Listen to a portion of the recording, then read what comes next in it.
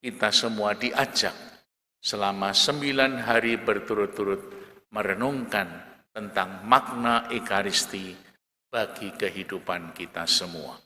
Semoga dengan menerima tubuh dan darah Kristus dalam Ekaristi, kita dikuatkan, kita disembuhkan, dan kita menjadi umat yang sungguh-sungguh percaya bahwa Sang Juru Selamat hadir dalam Ekaristi suci.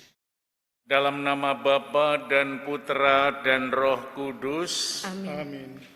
Rahmat Tuhan kita Yesus Kristus, cinta kasih Allah dan persekutuan Roh Kudus bersamamu Dan bersama rohmu.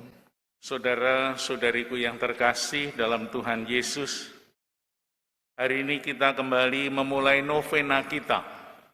Di hari yang pertama, novena tubuh dan darah Kristus yang menjadi sumber daya kekuatan rohani agar kita umat beriman semakin percaya dan semakin menyadari kasih Allah.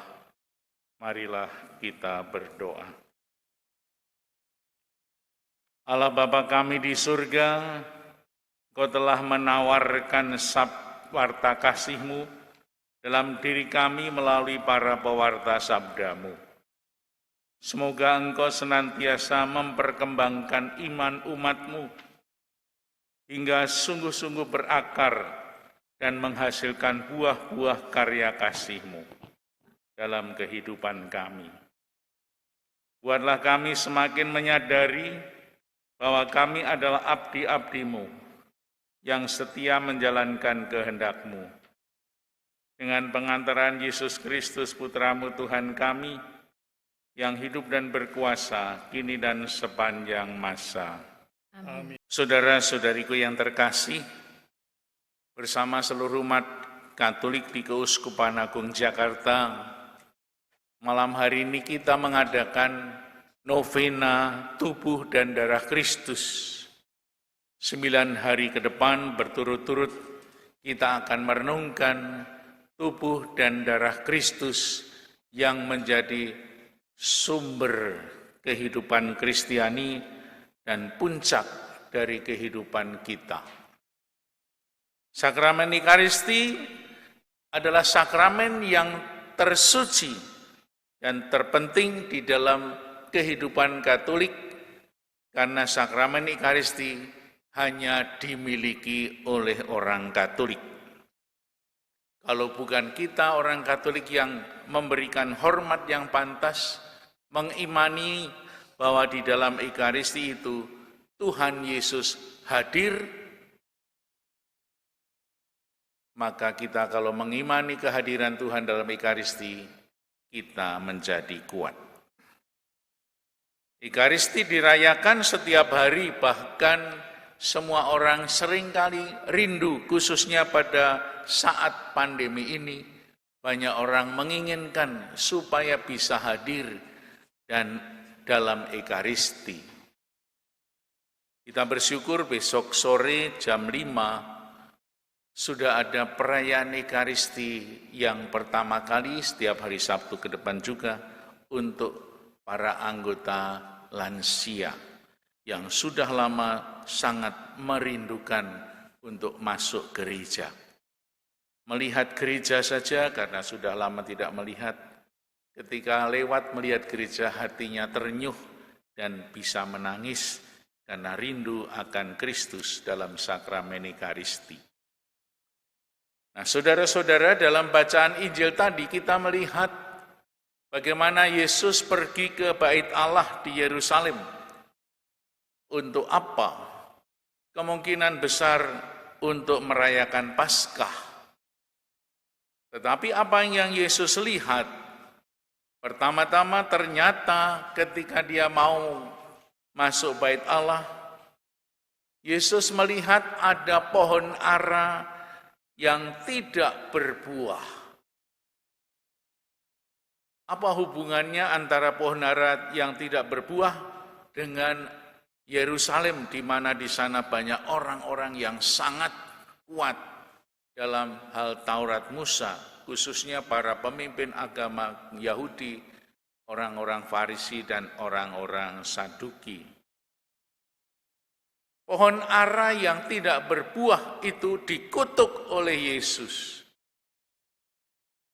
Dikatakan di sana memang tidak musimnya.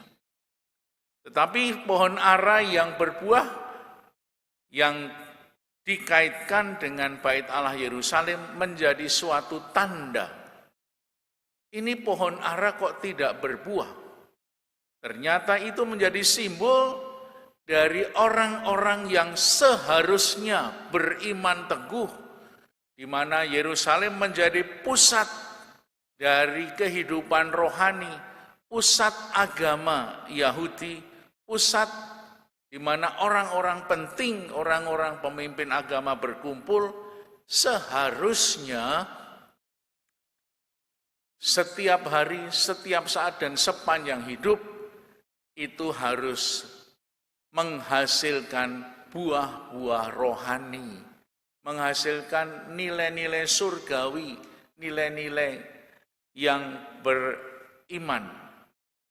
Tetapi rupa-rupanya Yerusalem tidak menjadi simbol semacam itu, sehingga kekeringan iman, kekeringan rohani, kekeringan hati, kekeringan cinta, di mana justru orang-orang yang diharapkan menjadi orang yang hebat, orang yang suci, malah tidak suci, malah menjadi batu sandungan bagi umat Allah. Maka pohon ara yang tidak berbuah itu dikutuk oleh Yesus, sehingga ketika para murid dan Yesus kembali, sudah kering sampai akar-akarnya. Saudaraku terkasih, kekeringan rohani, kekeringan iman yang disimbolkan dengan pohon ara yang dikutuk oleh Yesus kelihatan tadi di dalam peristiwa Yesus yang mengusir para pedagang-pedagang yang ada di halaman Bait Allah.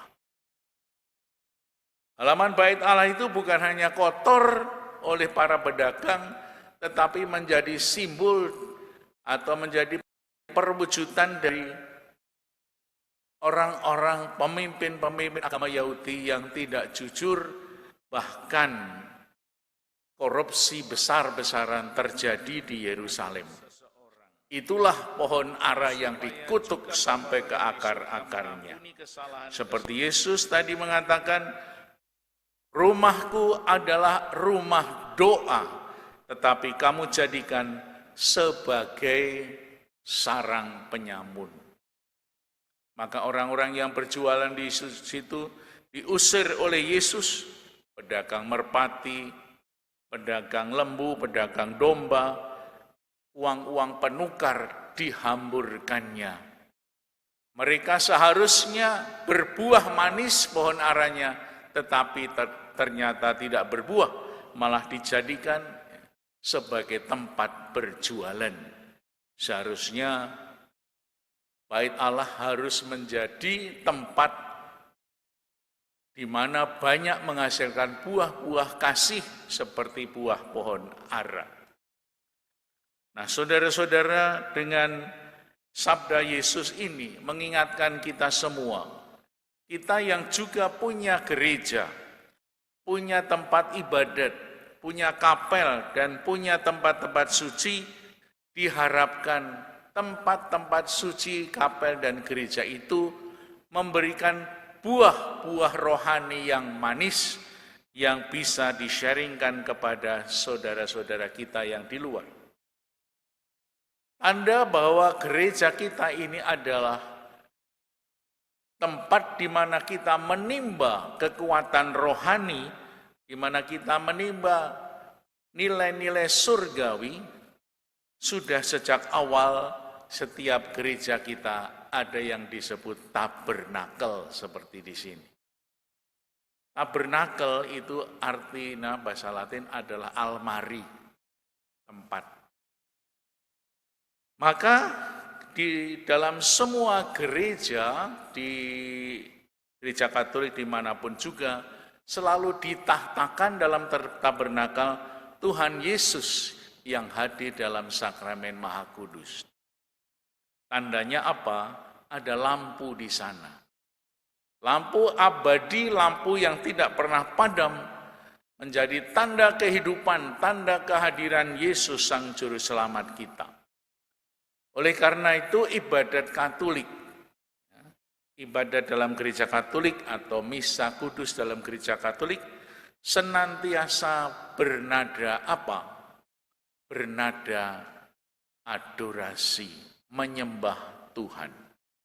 Maka setiap kali kita masuk gereja disediakan air suci, supaya kita masuk kemudian mengambil air suci membuat tanda salib, karena kita mau masuk di rumah Tuhan, di mana manusia dan Tuhan berjumpa di dalam gereja, di tempat ibadat.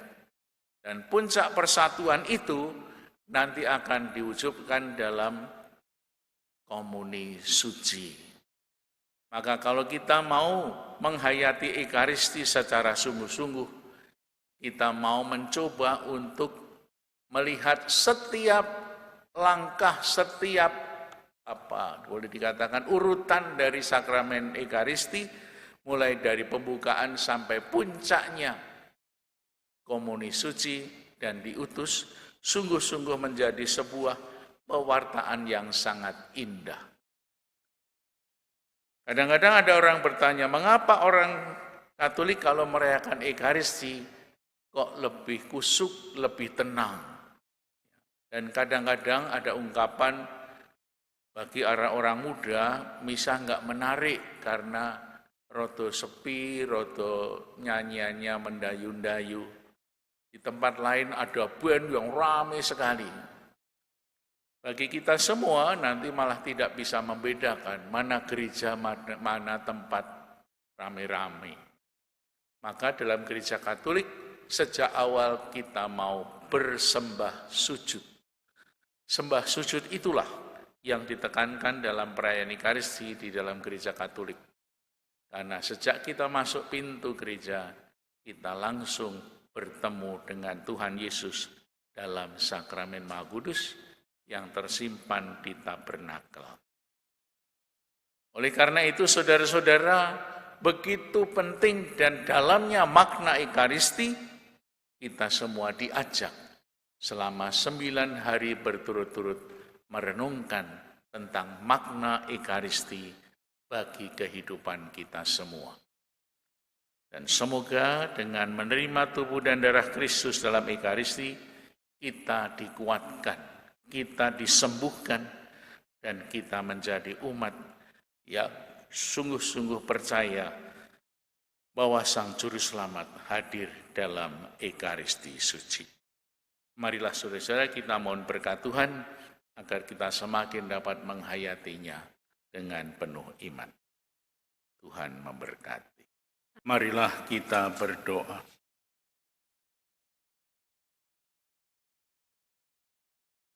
Allah Bapa kami di surga, perkenankanlah kami mengimani sabda-Mu, dan semoga kami hidup bahagia karena percaya akan nama-Mu.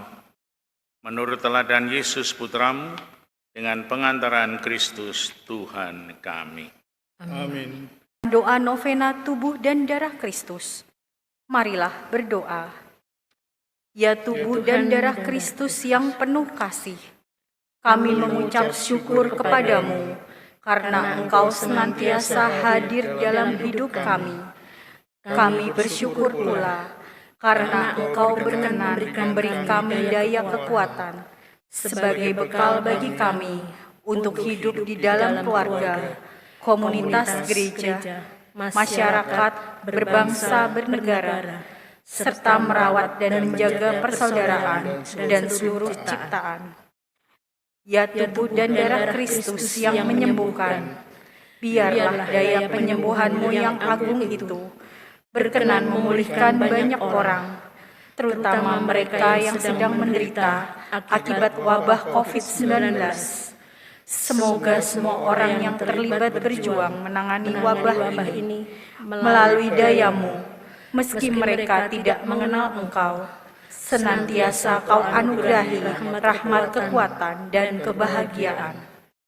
ya tubuh dan darah Kristus yang meneguhkan. Semoga Engkau berkenan hadir dalam gereja kudus-Mu, sehingga kami diperkenankan merasakan dan menghayati daya kuasa-Mu setiap kali kami menyambut-Mu.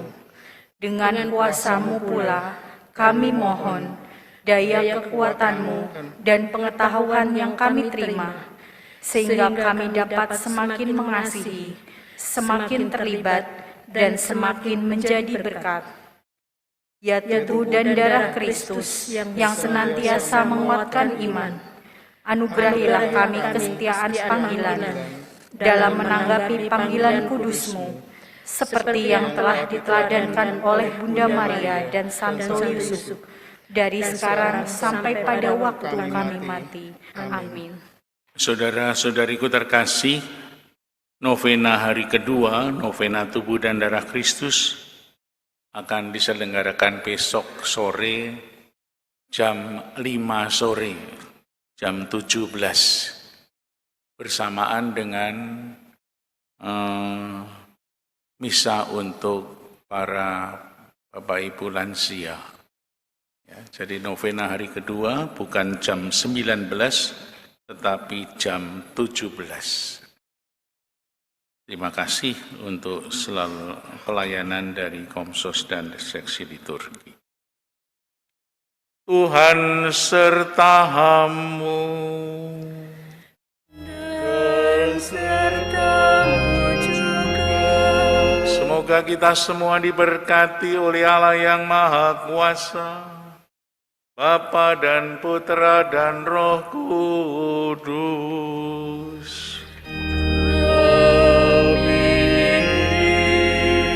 Saudaraku terkasih, dengan demikian perayaan Ekaristi novena pertama tubuh dan darah Kristus sudah selesai. Syukur kepada Allah.